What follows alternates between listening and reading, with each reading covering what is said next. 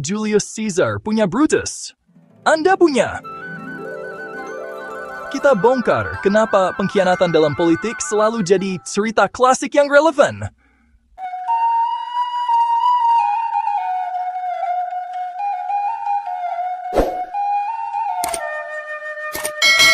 Assalamualaikum warahmatullahi wabarakatuh.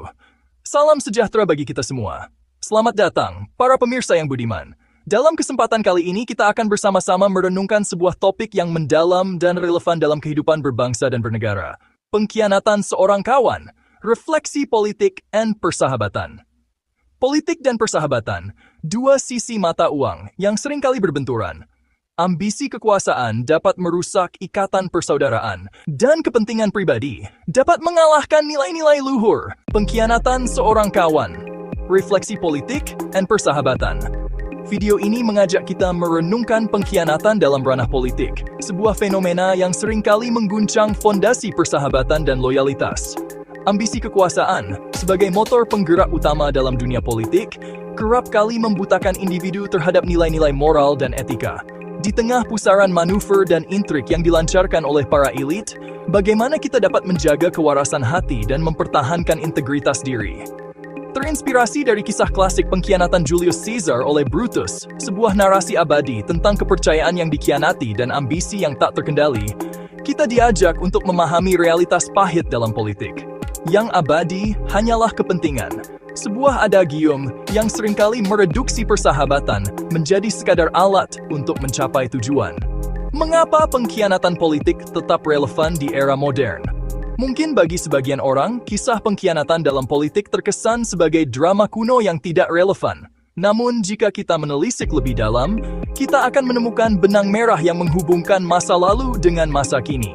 Menurut laporan dari Transparency International, praktik politik yang korup dan penuh manipulasi masih menjadi hambatan utama bagi terciptanya pemerintahan yang sehat di banyak negara. Publilius Syrus.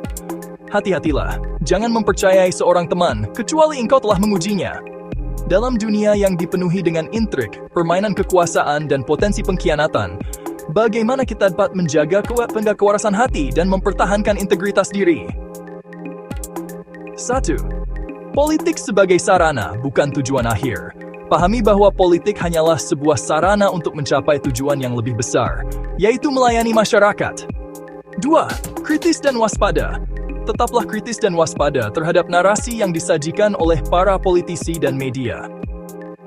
3. Jalin hubungan berlandaskan nilai. Jalinlah hubungan yang berlandaskan pada nilai-nilai moral dan integritas yang kuat, bukan hanya sekadar kepentingan sesaat. Kesimpulan, pengkhianatan seorang kawan dalam politik bukan hanya sekadar pengingat. Namun, dari sinilah muncul peluang untuk belajar, memperbaiki diri.